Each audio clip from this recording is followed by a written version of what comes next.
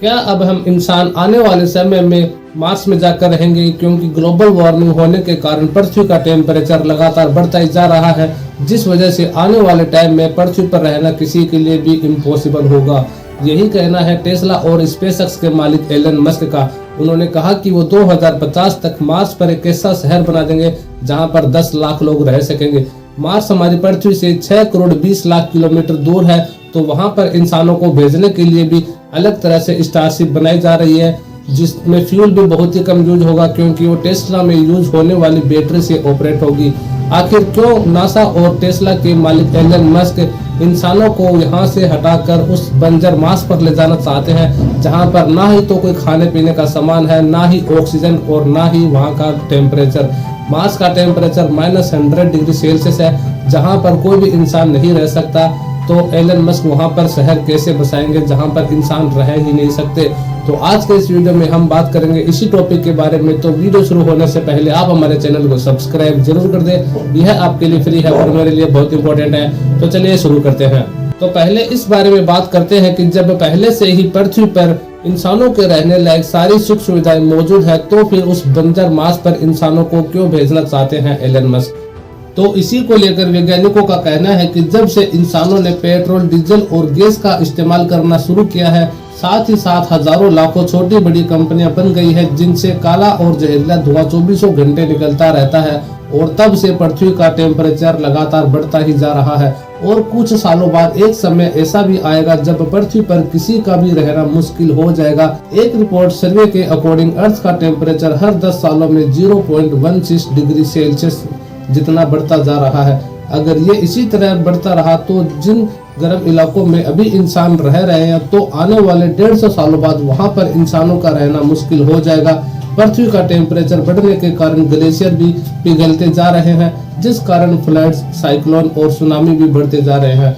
और यहाँ तक कि इस पॉल्यूशन ने पृथ्वी की ओजोन लेयर को भी खत्म कर दिया है। जो ओजोन लेयर सूर्य से निकलने वाली जानलेवा रेडिएशन से हमें बचाती है, वो भी अब धीरे धीरे डैमेज होती जा रही है। तो बात साफ साफ यही है कि एक तरफ तो पॉल्यूशन से निकलने वाली गर्मी बढ़ती जा रही है, और वहीं दूसरी तरफ खतरनाक सोलर रेडिएशन। वैज्ञानिकों को यह साफ साफ पता चल गया है कि एक न एक दिन यह पृथ्वी इंसानों के रहने लायक नहीं रहेगी, और इसी वजह से इंसान अपने लिए दूसरा प्लानेट ढूंढ रहे हैं। पर सोचने वाली बात यह है कि ब्रह्मांड में तो और भी बहुत सारे प्लानेट है, सिर्फ मार्स को ही क्यों चुना। हमारी पृथ्वी के पड़ोसी 2 ग्रह है, एक है वेनस जो कि मार्स से भी काफी पास में है, पर वेनस पर हम इसलिए नहीं जा सकते क्योंकि वहां पर वो चीज पहले से ही मौजूद है जिससे हम पृथ्वी से भाग रहे हैं। वहां पर पृथ्वी से कई गुना अधिक गर्मी है, यहाँ पर इतनी तेज गर्मी है जो लोहे को भी पिघला दे। दूसरा प्लेनेट है मार्स, जो कि चौथा ग्रह है सूर्य के चक्कर लगाने वाला। यहाँ पर वेनस की तरह इतनी गर्मी तो नहीं है, पर यहाँ पर इतनी ज्यादा सर्दी है जो पृथ्वी के किसी भी हिस्से में नहीं है। सिर्फ वहाँ पर ज्यादा सर्दी ही नहीं पड़ती, और वहाँ पर ना ही तो ऑक्सीजन है और ना ही पानी। जिस एनवायरनमेंट में इंसान रह सके वहाँ पर वो बेसिक फैसिलिटी भी नहीं है। इन सब कंडीशंस का पता होने के बाद भी एलन मस्क और नासा के पास ऐसा कौन सा प्लान है जिसके कारण वो इंसानों को वहां पर बसा सकते हैं। एलन मस्क का प्लान है कि 2026 तक वो इंसानों का एक छोटा ग्रुप मार्स पर भेजेंगे, जहां उनके पास 2 सालों तक सारी जरूरत का सामान होगा, जैसे कि खाना पीना, ऑक्सीजन और प्रेशराइज्ड सूट। पर इन ग्रुप के जाने से पहले मार्स पर एक प्रोटेक्टिव शेल्टर बनाना जरूरी है, क्योंकि मार्स के मिट्टी के तूफान इंसानों की जान को खतरा पहुंचा सकते हैं, और ये शेल्टर मार्स की मिट्टी से ही बनाए जाएंगे। पर इन शेल्टर्स को बनाएगा कौन, क्योंकि वहां तो कोई इंसान मौजूद ही नहीं होगा। तो इन शेल्टर को बनाएंगे रोबोट। इंसानों के जाने से पहले मार्स पर आर्टिफिशियल इंटेलिजेंस रोबोट को भेजा जाएगा, जो कि वहां पर इंसानों के लिए शेल्टर बनाएंगे। ये एक बहुत ही एडवांस टेक्नोलॉजी के रोबोट होंगे। वैसे तो ये अलग अलग रहकर काम करेंगे, पर जरूरत पड़ने पर आपस में जुड़ भी जाएंगे। ये रोबोट इंसानों से ज्यादा फास्ट काम करेंगे, जिनके अंदर कैमराज, सेंसर और 3D प्रिंटर यूनिट्स भी लगे होंगे। ये रोबोट सोलर एनर्जी से चलेंगे, जो पहले तो मार्स पर एक खास तरह की मिट्टी को ढूंढेंगे। जहाँ पर अच्छी मिट्टी या जमीन मिलेगी, ये वहीं पर ही अपना बेस यूनिट लगा देंगे। एक अलग तरह का रोबोट मिट्टी को खोद कर इकट्ठा करेगा, और फिर छोटे छोटे रोबोट इन मिट्टी को रिफाइनिंग यूनिट तक लेकर जाएंगे। रिफाइनिंग के बाद ये मिट्टी 3D प्रिंटर यूनिट तक पहुंचाई जाएगी, जो एक एक लेयर में 3D प्रिंट करते जाएंगे। कई महीनों तक ये काम ऐसे ही चलता रहेगा। जिसे अर्थ पर बैठकर भी ऑपरेट किया जाएगा। शेल्टर का काम पूरा होने पर मार्स पर इंसानों का ग्रुप जाएगा जिनके पास बहुत सारा सामान होगा। फिर ये रोबोट्स इंसानों का सारा सामान उठाएंगे और उस सारे सामान को शेल्टर तक लेकर जाएंगे और ये बेस यूनिट के शेल्टर के अंदर छोटे छोटे यूनिट को रखा जाएगा जो कि अपने आप ही इन्फ्लेट हो जाएंगे, यानी इन यूनिट्स में अर्थ की तरह आर्टिफिशियल प्रेशर बनाया जाएगा। ये सभी प्रेशराइज्ड केबिन एक दूसरे से अटैच होंगे और इन्हें बिजली देने के लिए एक सोलर फार्म भी बनाया जाएगा। यदि किसी भी इंसान को इस केबिन से बाहर जाना होगा तो एक रोबोटिक गाड़ी केबिन के दरवाजे से आकर फिट हो जाएगी ताकि दरवाजे के खुलने से अंदर का प्रेशर लीक ना हो जाए। उसके बाद वो वहां पर एक ग्रीन हाउस बनाएंगे ताकि मार्स पर वेजिटेशन की जा सके। मार्स पर स्टार्टिंग में पोटैटो और बीन्स लगाई जाएगी। इस ग्रीन हाउस के अंदर प्लांट्स जैसे जैसे बड़े होंगे तो उसमें से सबसे जरूरी चीज निकलेगी और वो है ऑक्सीजन। ये प्लांट्स सब्जियों के अलावा ऑक्सीजन भी देंगे और मार्स की जमीन के नीचे फ्रोजन वाटर पहले से ही ढूंढा जा चुका है। उस बर्फ को पिघलाकर पानी भी बनाया जाएगा। अब मार्स पर भेजे गए इंसान अर्थ की मदद के बिना भी जिंदा रह पाएंगे और जरूरत पड़ने पर वापस अर्थ की तरफ भी आ पाएंगे।